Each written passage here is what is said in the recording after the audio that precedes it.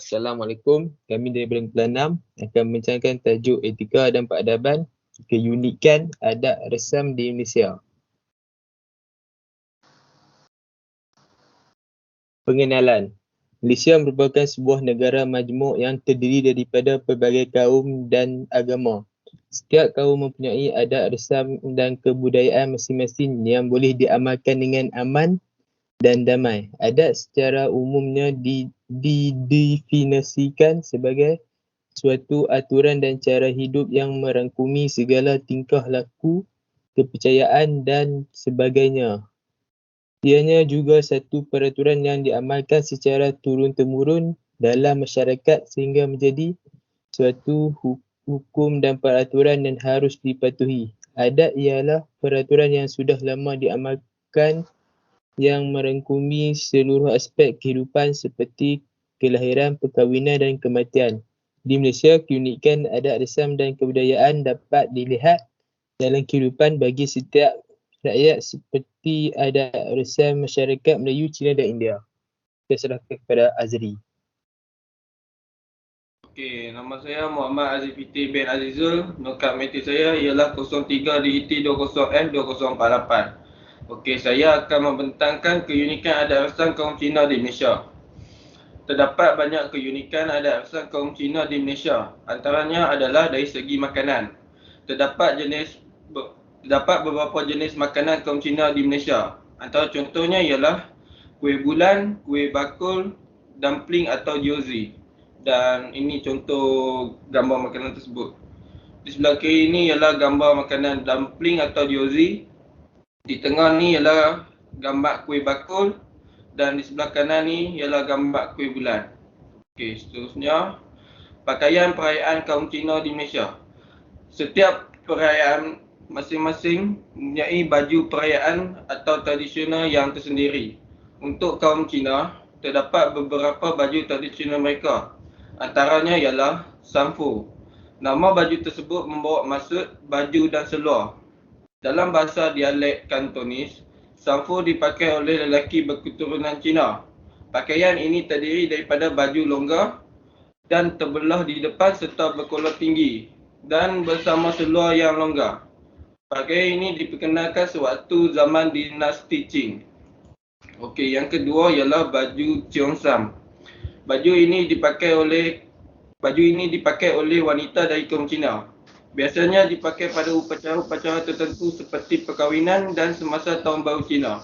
Baju ini asalnya labuh, tetapi dari zaman ke zaman, baju ini disingkatkan hingga ke paras lutut. Cheongsam dipakai ketat dan berbelah di kiri dan kanan. Dan ini contoh gambar baju tersebut. Di sebelah kiri ni ialah gambar baju Cheongsam dan sebelah kanan ni ialah gambar baju samfu. Okay. Seterusnya, terdapat pantang larang untuk kaum Cina. Antaranya ialah pantang larang semasa kehamilan. Wanita hamil dilarang membuat kerja memaku kerana dikhawatiri anak dalam kandungannya akan cacat. Larangan menggosok perut dengan terlalu kerap kerana bimbang anak akan menjadi terlalu manja apabila besar nanti. Ibu perlu menjaga wanita hamil, bukannya si suaminya. Okey, seterusnya.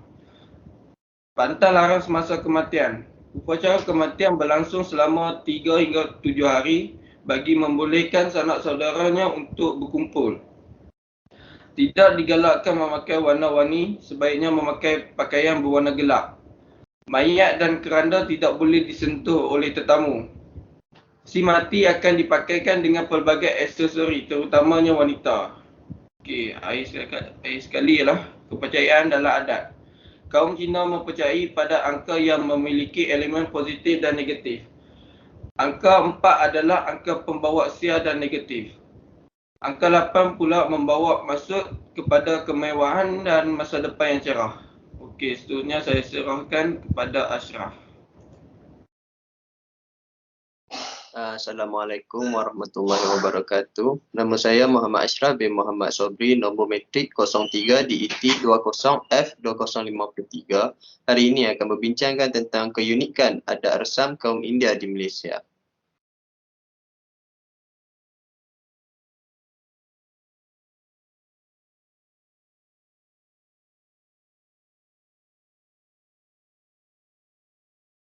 Masyarakat India. Kedatangan orang India secara migrasi beramai-ramai ke Malaya hanya bermula pada pertengahan abad ke-19.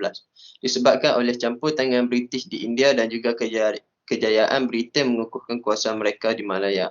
Masyarakat India merupakan etnik ketiga terbesar di Malaysia dan juga salah satu kaum yang telah menyumbang ke arah pembentukan sebuah masyarakat majmuk di negara ini.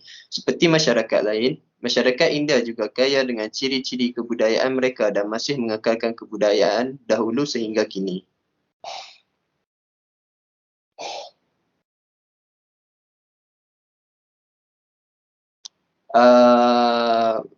Perkahwinan. Masyarakat India mempunyai 3 jenis perkahwinan, iaitu Tirumanam bermaksud penyatuan atau ikatan suci melalui perkahwinan antara pasangan suami isteri agar kekal hingga ke akhir hayat. Ada 3 jenis perkahwinan dalam masyarakat India, iaitu Vaitika Tirumanam, Tamil Tirumanam dan Dia Tirumanam. Perkahwinan ini akan mengikut suku yang ada dalam masyarakat India. Antara adat yang dilakukan untuk menghormati dan mendapat restu termasuklah menyerahkan sebiji kelapa yang dilubangkan di bahagian atasnya, menuang air susu ke dalamnya, memberi sirih, mencium tapak kaki kedua ibu bapa, basuh kaki ibu bapa, beri hadiah roti kepada bapa mertua serta sari kepada ibu mertua dan wang. Biasanya, pasangan pengantin akan bertukar-tukar kalungan bunga sebanyak 3 kali dan berkongsi minum air susu bercampur pisang di dalam sebiji gelas. Cara ini menandakan pasangan ini secara rasmi telah menjadi suami isteri.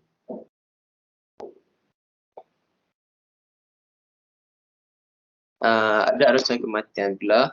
Masyarakat India mempercayai konsep kelahiran semula, iaitu kematian adalah ibarat tidur dan mereka akan bangun selepas tidur. Sarjana India juga menyatakan kematian adalah perpisahan roh dan jasad. Walaupun jasad akan hancur, ia akan kembali ke alam barzakh. Dalam masyarakat India, mayat akan dibakar atau dikebumikan. Untuk melaksanakan upacara ini, pelbagai adat ditentukan. Tali vanggutal merupakan upacara menanggalkan tali semasa berlakunya sesebuah kematian dalam sebuah masyarakat, dalam sesebuah keluarga. Tali iaitu rantai suci perkahwinan hanya boleh ditanggalkan oleh isteri setelah suami meninggal dunia. Setelah dimandi dan dihiasi cantik, mayat akan dimasukkan ke dalam keranda. Pada masa yang sama, lagu-lagu suci dimainkan. Saudara mara akan beri penghormatan yang terakhir kepada si mati dan mendoakan agar roh si mati akan tenang. Pada masa yang sama, ucapan Tena Adudaya Shinane Potri disebut sebagai beberapa kali sebagai menandakan upacara tersebut telah direstui oleh Tuhan. Ahli-ahli keluarga akan dikelilingi mayat mengikut lawan jam sebanyak 3 kali sebagai tanda penghormatan. Koli Cati bermaksud periuk tanah liat yang mengandungi api. Periuk itu diangkat dengan menggunakan pelepah kelapa yang dibelah 3 di bahagian hujung dan diikat pada periuk. Koli Cati dibawa oleh ahli keluarga si mati. Orang yang bertanggungjawab periuk tanah itu adalah anak atau bapa si mati. Anak sulung akan lakukan tradisi ini untuk bapa yang meninggal dunia dan anak bongsu jika ibu yang meninggal dunia. Mereka akan bawa kolik cati mengiring mayat. Sebelum itu, pembawa kolik cati dikehendaki mencukur rambut. Ini menunjukkan bahawa mereka akan hidup lebih bahagia seperti rambut yang baru tumbuh.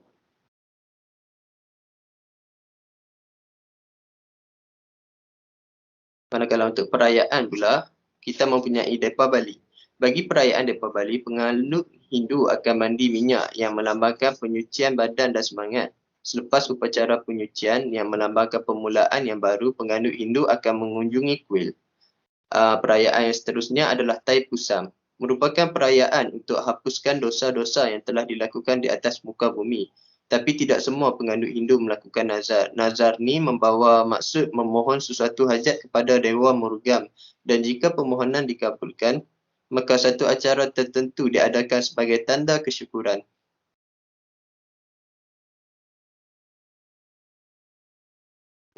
Masyarakat India juga mempunyai perayaan Pongal. Perayaan ini diraikan secara beramai-ramai dengan memasak menggunakan periuk yang kebanyakan diperbuat daripada tanah liat. bertujuan untuk menandakan masa mereka menuai hasil tanaman. Ia membawa mesej muhibah dan persaudaraan kepada mereka yang dah lama terpisah.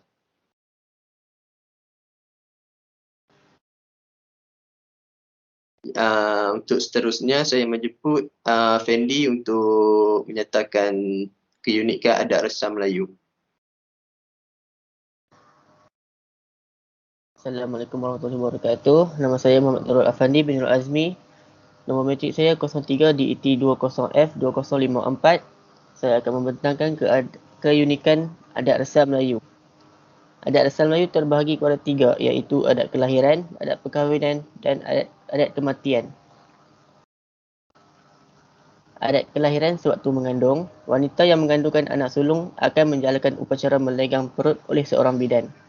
Adat ini juga dikenali sebagai kirim perut oleh masyarakat Melayu di bahagian utara semenanjung Malaysia dan sesetengah tempat dikenali sebagai mandi tian.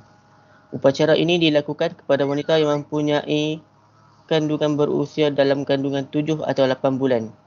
Adat ini dijalankan untuk membuang geruh atau kecelakaan yang mungkin menimpa wanita hamil yang bakal bersalin dan bagi membetulkan kedudukan bayi dalam perut.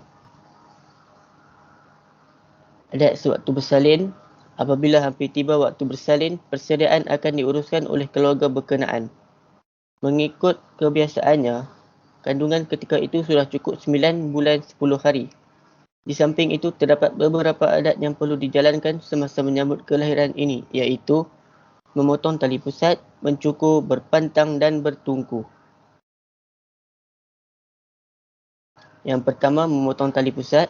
Sejurus selepas bayi lahir, bidan akan menyambutnya dengan jampi dan serapah lalu disemburkan dengan daun sirih. Selepas bayi dibersihkan, tali pusatnya akan dipotong dengan menggunakan sembilu buluh dan dialas di atas sekeping wang perak RM1. Di sesetengah tempat, tali pusatnya dipotong dengan menggunakan cincin emas. Yang kedua, mencukur. Adat mencukur rambut ini dilakukan pada hari ke-7 selepas dilahirkan. Kebiasaannya, kenduri nasi kunyit dan doa selamat akan diadakan pada hari tersebut. Yang ketiga, berpantang. Dalam masyarakat Melayu, wanita yang telah bersalin mesti menjalani masa berpantang yang bermaksud larangan. Sekiranya wanita tersebut melanggar pantang, mereka akan mengalami bentan atau sakit sampingan. Tempoh berpantang lazimnya berlangsung selama 44 hari dikira dari mula hari bersalin dan juga berpantang selama 100 hari. Ada juga yang berpantang selama 100 hari.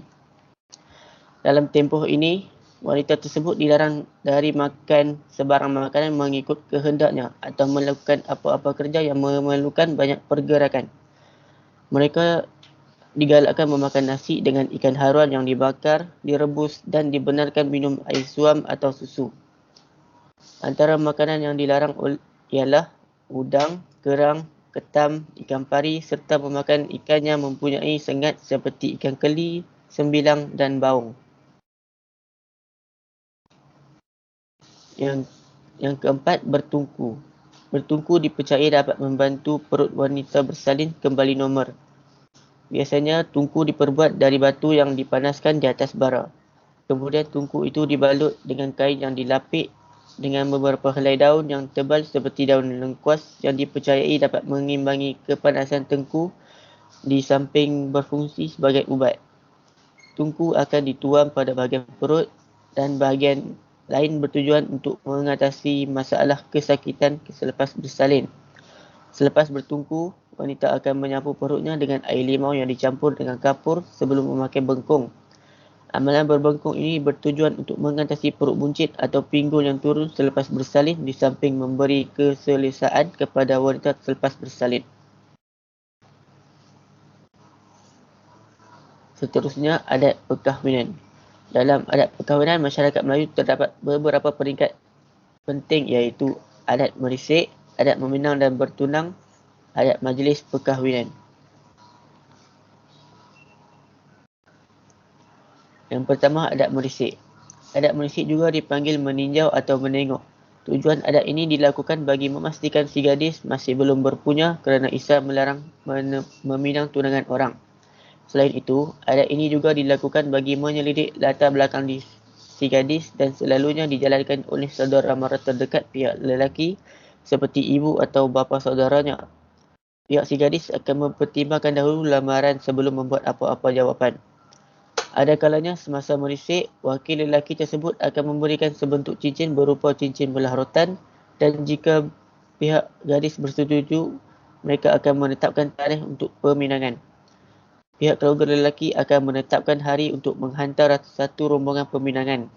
Saudara mara kedua-dua belah pihak akan berunding untuk menetapkan tarikh dan masa yang sesuai untuk adat bertunang pula. Walau bagaimanapun, adat merisik jarang dilakukan lagi kerana pasangan tersebut telah berkenalan terlebih dahulu. Justru itu mereka akan terus menjalankan adat meminang untuk menjimatkan kos dan masa.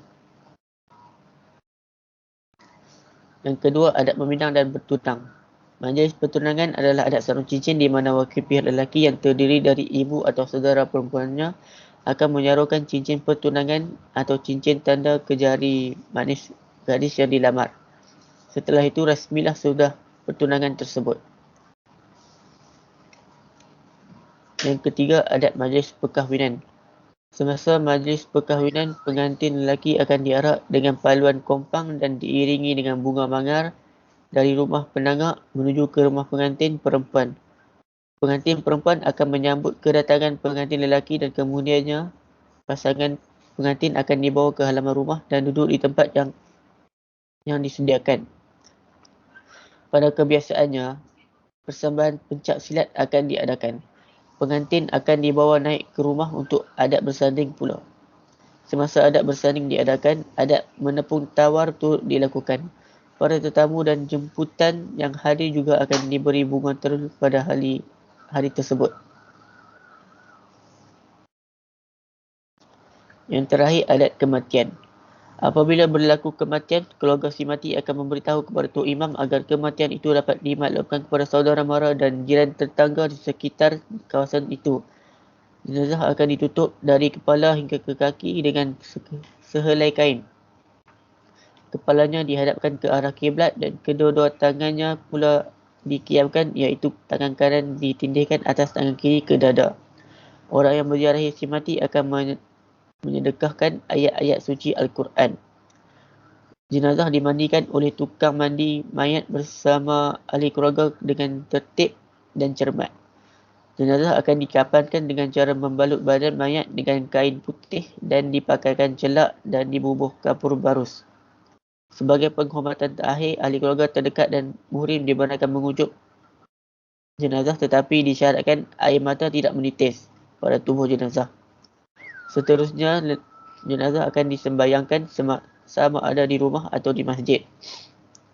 Sebelum jenazah dimasukkan ke dalam keranda, seorang wakil atau waris si mati akan memberi ucapan ringkas dan memohon ampun dan maaf bagi pihak si mati jika selama hayatnya beliau pernah membuat dosa terhadap seseorang, dan meminta supaya mana-mana hutang si mati yang masih belum dijelaskan agar dapat dihalalkan ataupun si penuntut boleh menuntutnya pada si waris si mati. Jenazah akan dikebumikan dan upacara pembaca talqin akan dijalankan oleh Tok Imam berserta doa. Air mawar akan disiram di atas kubur si mati dari bahagian kepala sampai ke bahagian kaki sehingga habis. Kemudian bunga rampai pula ditabur. Kenduri arwah dan doa selamat akan diadakan oleh keluarga si mati selepas jenazah selamat dikebumikan. Ia diadakan pada hari pertama, ketiga, ketujuh, ke-44 atau ke-100 hari.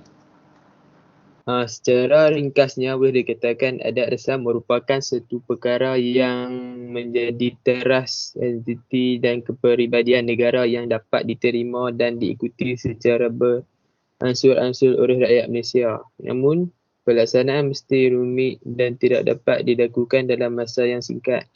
Walau bagaimanapun, rakyat Malaysia dilihat hari ini saling hormat menghormati dengan adat masing-masing seperti Melayu, Cina dan India.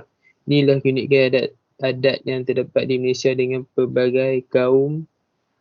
Dapat kita lihat mempunyai adat resam yang unik. Sekian, terima kasih.